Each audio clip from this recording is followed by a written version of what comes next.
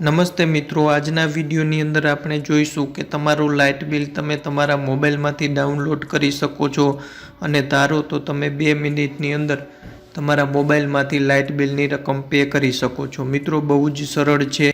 જે તે light bill વિભાગની કચેરીએ જતા હોય છે ત્યાં લાઇનમાં ઊભું રહેવું પડે છે, ઘણો બધો સમય બરબાદ થાય છે। તેના કરતાં તમે તમારા મોબાઈલમાંથી માત્ર 2 મિનિટમાં ભરી શકો છો। સેફ રીત છે, સરળ રીત છે અને તેની પહોંચ પણ તમને મોબાઈલની અંદર ડાઉનલોડ થઈ જશે।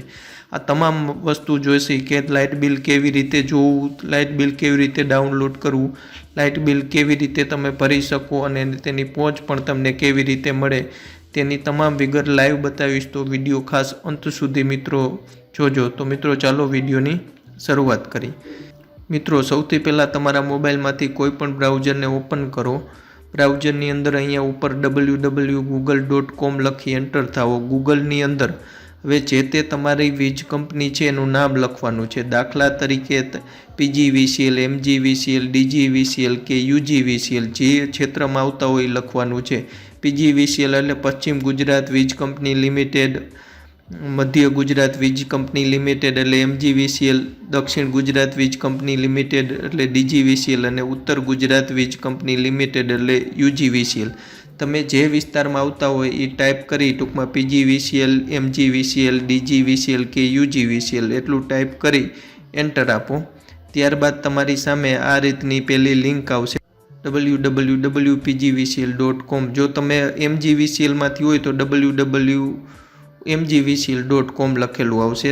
જે લખેલું આવે એના ઉપર તમારે ટચ કરી ઓપન કરવાનું છે એટલે તમારી સામે આ મુજબની વેબસાઇટ ખુલશે। હવે અહીંયા સ્ક્રોલ કરી નીચે જશો એટલે તમે જોઈ શકો છો કન્ઝ્યુમર બિલ વ્યૂ લખેલું છે।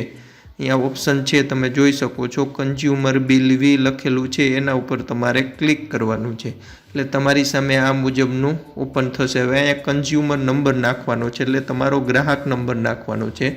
મિત્રો તમે બાજુના ફોટામાં જોઈ શકો છો એ ગ્રાહક નંબર છે, એ ગ્રાહક નંબર અહીંયા નાખવાનો છે। તમને જે ફોટામાં બતાવેલો છે એ બીજા બિલનો ગ્રાહક નંબર છે, અહીંયા મારે જે બિલ પે કરવું છે એનો હું ગ્રાહક નંબર નાખું છું। તમે તમારા મોબાઈલમાં અહીંયા જે ગ્રાહક નંબર દેખાય છે એ નાખી શકો છો।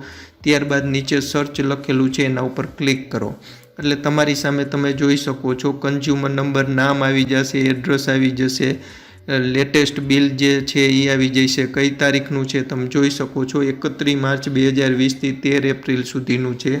એના રીડિંગ પણ આવી જશે, કેટલા રીડિંગ છે, કેટલા યુનિટ વપરાણા એ પણ બતાવશે અને બિલ એમાઉન્ટ કેટલું છે 1204 એટલે 1204 બિલ એમાઉન્ટ છે।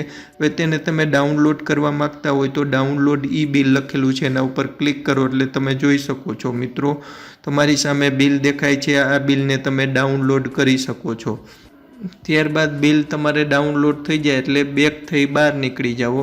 હવે નીચે બીજો ઓપ્શન છે તમે બિલને પે કરી શકો છો, પેમેન્ટની તારીખ પણ છે, પે બિલ ઓનલાઈન લખેલું છે એના ઉપર તમે ક્લિક કરો એટલે ડાયરેક્ટ અહીંથી બિલ પે કરી શકો છો। હવે અહીંયા સિલેક્ટ યોર કંપની છે, અહીંયા ટિક કરો, અહીંથી તમારે તમારી કંપની સિલેક્ટ કરવાની છે। ત્યારબાદ અહીંયા તમારે તમારો ગ્રાહક નંબર નાખવાનો છે જે અગાઉ આપણે નાખ્યો તો તે। મિત્રો ખાસ ગ્રાહક નંબર નાખવો એમાં સ્લેશની જે નિશાની છે ક્રોસ કરેલી એ નાખવાની નથી, ડાયરેક્ટ અંક છે તે જ ફિલઅપ કરવાના છે। 11 આંકડાના નંબર હશે એ 11 આંકડાના કન્ઝ્યુમર નંબર જ ડાયરેક્ટ નાખવાના છે। ત્યારબાદ આ કેપ્ચા દેખાય છે, કેપ્ચા ફિલઅપ કરી દો, કેપિટલ સ્મોલ જે રીતના દેખાય છે એ જ રીતના કેપ્ચા ફિલઅપ કરવાના છે। ચેક કન્ઝ્યુમર નંબર લખેલું છે એના ઉપર ક્લિક કરો એટલે રીડાયરેક્ટ થશે, થોડીક સમય માટે તમે રાહ જુઓ। ત્યારબાદ જોઈ શકો છો તમે નામ આવી જશે, કન્ઝ્યુમર નંબર આવી જશે। હવે કેટલી એમાઉન્ટ પે કરવા માગો છો એ અહીંયા લખવાનું છે। હું 1500 રૂપિયા પે કરવા માગું છું તો એ લખું છું। અહીંયા તમારે તમારું ઈમેલ એડ્રેસ આપવાનું છે। મિત્રો ઈમેલ એડ્રેસ ફરજિયાત છે, ઈમેલ એડ્રેસ તમારું ન હોય તો બીજા ગમે તેનું આપી શકો છો। ઈમેલ એડ્રેસ ઉપર તમને બિલ ભર્યો છો તેની કોપી તમને મળશે। ત્યારબાદ નીચે મોબાઈલ નંબર છે, અહીંયા તમારે તમારો 10 આંકડાનો મોબાઈલ નંબર આપી દેવાનો છે। અહીંયા મિત્રો તમે 2 રીતે પેમેન્ટ કરી શકો છો, બિલ ડેસ્ક ને પેટીએમ હોય તો તેનાથી કરી શકો છો। આપણે બિલ ડેસ્ક ઉપર ક્લિક કરી અને પેમેન્ટ વ્યૂ બિલ ડેસ્ક લખેલું છે એના ઉપર તમે ક્લિક કરો એટલે અહીંયા તમારે સૂચના આવશે, રીડાયરેક્ટ થાઓ, નીચે વહી જાઓ, નીચે કન્ટિન્યુનું બટન છે એના ઉપર તમે ક્લિક કરો। ડેબિટ કાર્ડની મદદથી પેમેન્ટ કરશું તો ડેબિટ કાર્ડ સિલેક્ટ કરીશું. Enter card number. અહીંયા મિત્રો તમારા કાર્ડ ઉપર જે નંબર લખેલા હોય છે 16 આંકડાના નંબર, એ 16 આંકડાના નંબર તમારે એન્ટર કરવાના છે. ત્યારબાદ એક્સપાયરી ડેટ અને મંથ પણ લખેલું હોય છે, એ તમારે એન્ટર કરવાનો છે કાર્ડ ઉપર.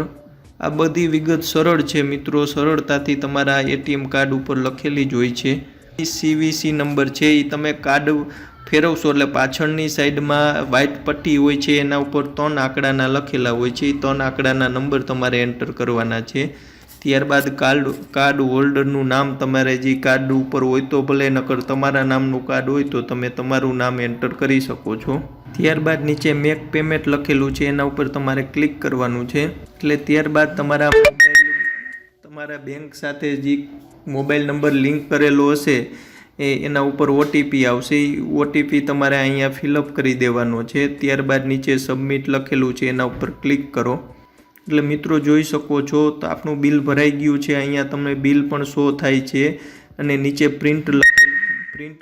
ત્યારબાદ નીચે પ્રિન્ટ લખેલું છે, એના ઉપર ક્લિક કરી તમે આ બિલની પ્રિન્ટ પણ કાઢી શકો છો.